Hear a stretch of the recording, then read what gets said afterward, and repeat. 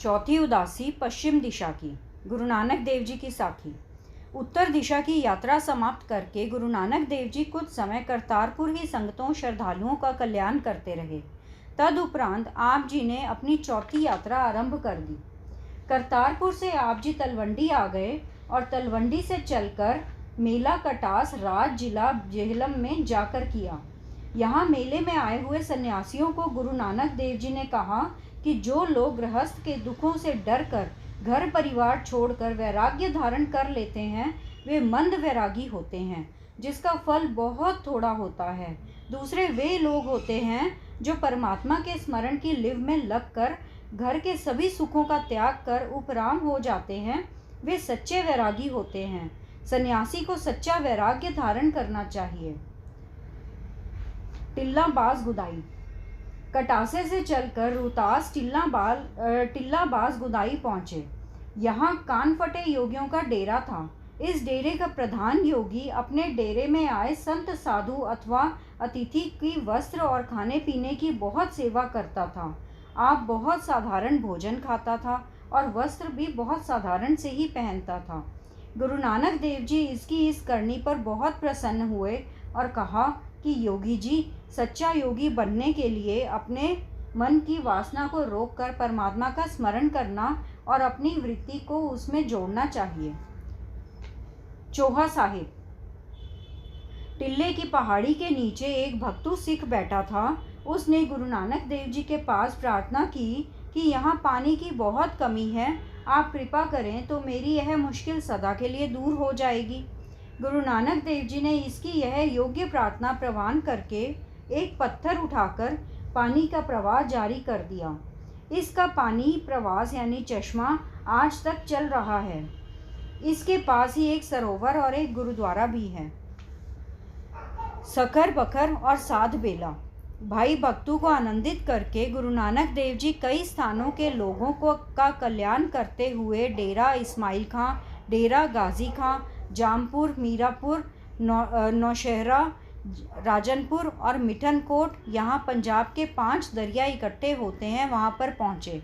यहाँ से सखर बखर और रोहड़ी साध बेला जाकर एक बरगद के नीचे बैठ गए। साध बेले के साधुओं के साथ आत्मिक ज्ञान की चर्चा करके आप जी लड़काना, अमरकोट, टांडा, हैदराबाद, उड़ियारे, सिंध नदी के किनारे गए। फिर ठठे की राजघाट से कराची पहुंच गए और हाजियों के साथ मिलकर मक्के मदीने चले गए। मक्के का काबा फेरना। मक्के में मुसलमानों का एक सिद्ध पूज्य स्थान है जिसको काबा कहते हैं। गुरु नानक देव जी वहाँ जब रात के समय काबे की तरफ पैर करके सो गए तो एक जीऊन नाम के मुजावर ने क्रोध के साथ कहा कि तुम कौन काफिर हो जो खुदा के घर की तरफ पैर फैलाकर सोए हुए हो। गुरु नानक देव जी ने बड़ी नम्रता के साथ कहा, मैं सफ़र की थकावट के कारण सोया पड़ा हूँ, मुझे मालूम नहीं कि खुदा का घर किधर है।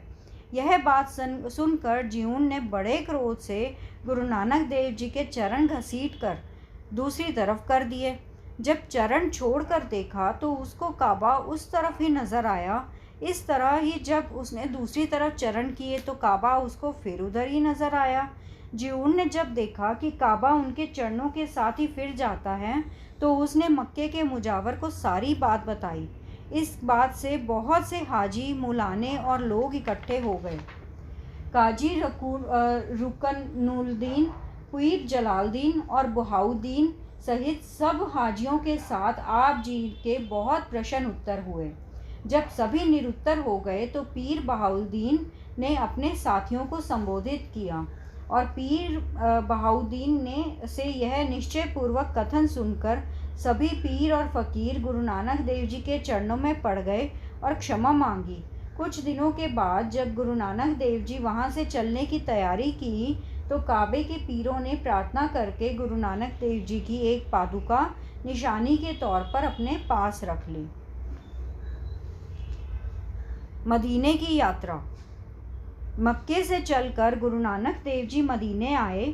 इस स्थान पर हज़रत मोहम्मद साहिब दफनाए गए थे। इस कारण मुसलमानों का यह एक बड़ा पूज्य स्थान है। यहाँ आकर गुरु नानक देव जी ने पैगंबर की कब्र के पास बैठकर एक शब्द गाया जिसका अर्थ था कि हे सब जीवों पर मेहर करने वाले, हे दुष्टों का नाश करने वाले, हे माया के प्रति प्रभु, तेरी इस तरह की ताकत है कि जहाँ पहले हिंदू धर्म का राज था, सब लोग अपनी आम बोलचाल में हिंदी के शब्द बरतते थे। हाँ, पर अब तूने मुसलमानी राज कर दिया है और वही लोगों की बोली भी बदल गई है। जब यहाँ हिंदू राज था तो लोग हिंदी के शब्द ही बरतते थे और वह ही कहा करते थे कि हे प्रभु, तूने 9 खंड, 7 द्वीप, 14 भवन, 3 लोक और 4 युग बना के तूने 4 खानियों के द्वारा इस सृष्टि हवेली को बसा दिया है। तूने 4 वेद रूपी 4 द्वीप नासे युगों के हाथों में अपनी अपनी बारी से पकड़ा दिया है। हर एक शरीर में तेरी ही ज्योति व्यापक है। ये सारे जीव तेरा लश्कर है और इन जीवों पर तेरा पैदा किया हुआ धर्म राज सरदारी करता है। तूने इस लश्कर की पालना के लिए धरती रूप देग बना दी है, जिसमें से एक ही बार में अटूट भंडारा मिलता है। हर एक जीव का प्रारब्ध तेरा भंडारा बांट रहा है। हे प्रभु, तेरा इतना बेअंत भंडारा होते हुए भी जीव का मन जीव के लिए दुख पैदा करता है और मन बार बार एक से एक पदार्थ मांगता रहता है। लोभ जीव के लिए अंधेरे भर कैद खाना बना हुआ है और इसके अपने कमाए हुए पाप इसके पैर में लोहे की बेड़ी बने हुए हैं। इसके कारण जीव की संपत्ति यह है कि इसको मानो नित्य मूसलों की मार पड़ रही है और इसका अपना कमाया पापी जीवन इसके सिर पर कोतवाली कर रहा है। पर हे प्रभु, जीव के भी क्या वश में है। जैसी तेरी निगाह हो वैसा ही जीव बन जाता है। तुझे अच्छा लगे तो ठीक, तुझे अच्छा लगे तो बुरा बन जाता है। ये भी लोगों की बोली जो हिंदू राज के समय आम तौर पर बरती जाती थी, पर अब मुसलमानी राज बन गया है। जिसको पहले हिंदी की बोली में आदि पुरख कहा जाता था, अब उसको अल्लाह कहा जाता है। अब ये रिवाज चल पड़ा है कि हिंदू जिस मंदिरों में देवताओं की पूजा करते हैं, उन दैवी मंदिरों पर टैक्स लगाया जा रहा है। अब लोटा, बांग, नमाज, मुसला प्रधान है और परमात्मा की बंदगी करने वालों ने नीले वस्त्र पहने हुए हैं। अब तेरी यानी तेरे बंदों की बोली ही और हो गई है। हर एक घर में सब जीवों के मुंह पर शब्द यानी पिता की जगह शब्द मियाँ प्रधान है। हे बादशाह, तू